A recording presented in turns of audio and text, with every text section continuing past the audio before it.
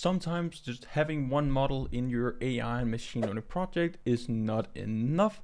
Here we can go in and use something called ensemble learning, which is basically just we have multiple models. You can run them sequentially, you can run them in parallel, and then at the end you can concatenate the output. So you can basically just like have a voting strategy depending on what output you're getting from the different models. You can have different models, you can have the same models trying to generate the same output. You can also train them on different parts of your data set. So that's all we're going to cover throughout this video here. We have a full blog post covering it as well. So this is what we're going to use as a baseline with the visualizations. I'm going to explain what are the different things that we can use in ensemble learning, both just in general form AI and machine learning, prediction systems, but it can also be used for computer vision systems. So you're going to read the full blog post. We have tons of different machine learning, AI, computer vision topics covered in the blog post, also here on the YouTube channel in full depth. So when we're talking about ensemble learning, we can basically just take a look at it as a panel of expert or analysts that is trying to solve the same problem. It could also be different problems. You can also have analogies to AI agents working in different teams to solve specific problem. Some of them, they can have different tasks. They could also have the same task, and then it's pretty much just who solves the problem in the best possible way. So there's some different evaluation in ensemble algorithms, approaches, and so on that we're going to cover as well. But this is very important to use if you just have one model, it's not able to generalize well, you're not getting good performance. Maybe you have a lot of different input parameters or values that you need to process before you can get an output.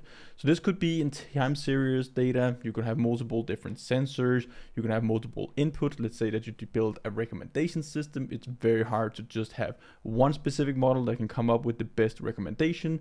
Take a look at, for example, Netflix, YouTube, all those ad algorithms, what you actually want to watch. It's not just one algorithm or one model working, it's multiple different models working on all different types of data, but also giving different outputs. And then another model can take those outputs and come up with the final recommendations for you.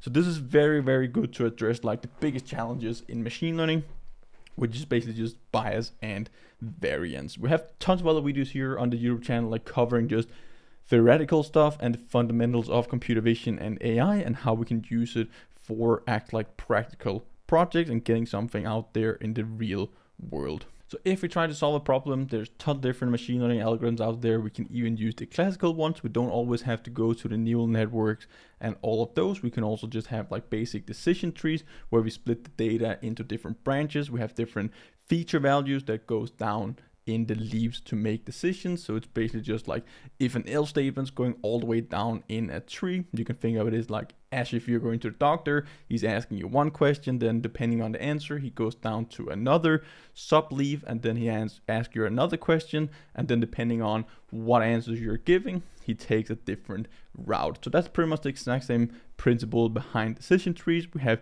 neural networks, which is just inspired by how the human brain works and processes information. So it's pretty much just depending on if it's supervised, unsupervised, and so on. It's just trying to learn patterns in the data.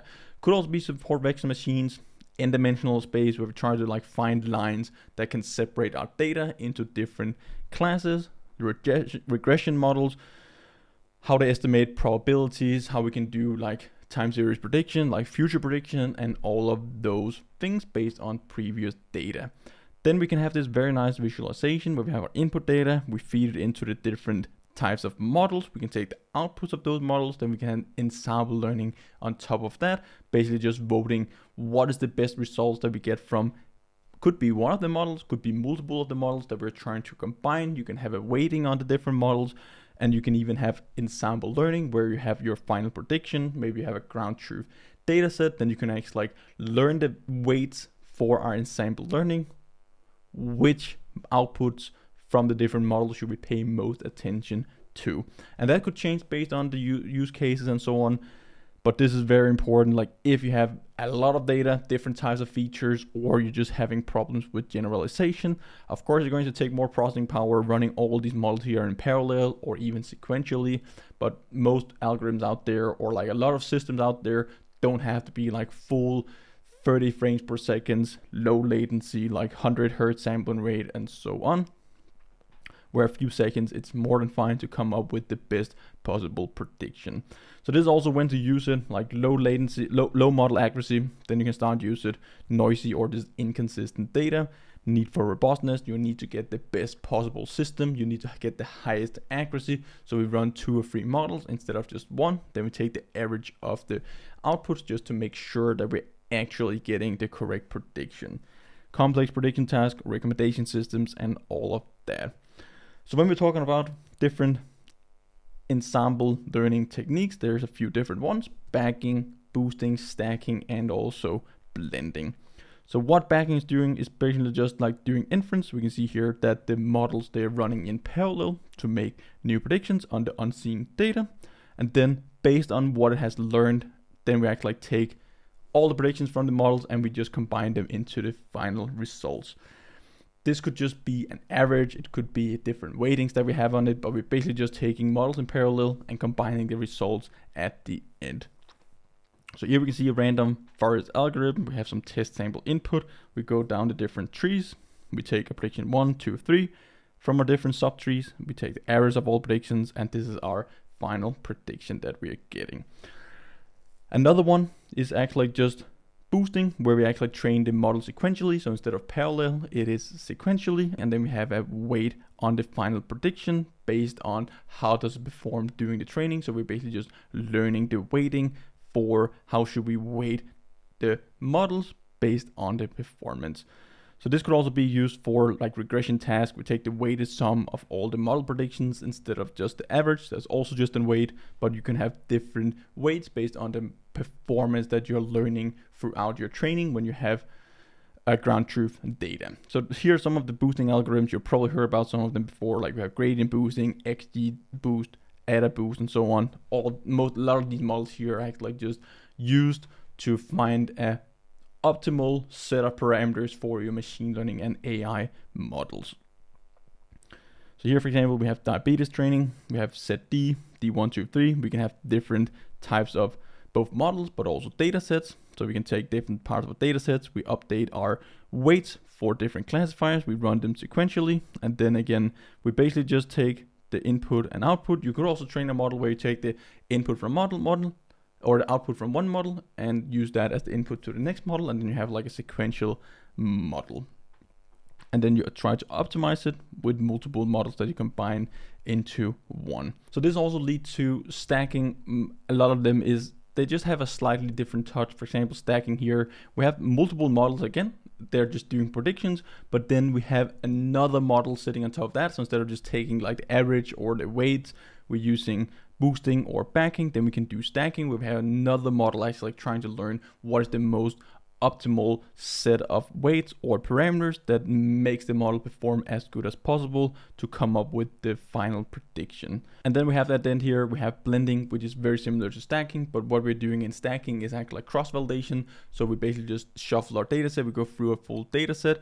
We first use one part of the data set for training, one for validation, and then we basically just rotate it around. It makes it better to generalize, but also makes it a bit slower. So if you want to have a bit faster and simpler approach, blending is pretty much the same, but we just have one fixed subset for a training set, and then we have one for, you could have a validation and a test set.